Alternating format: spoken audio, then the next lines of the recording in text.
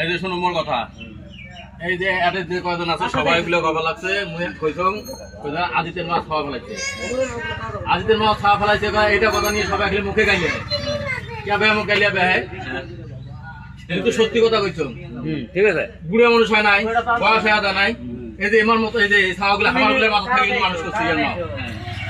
বাপ মোটে তুমি মেলা বছর হল হামারগুলো মাথা থেকে মানুষ করছে কাউ কিন্তু খারাপ খবর পাবো না বয়স হয়ে আদা নাই দিবে পায়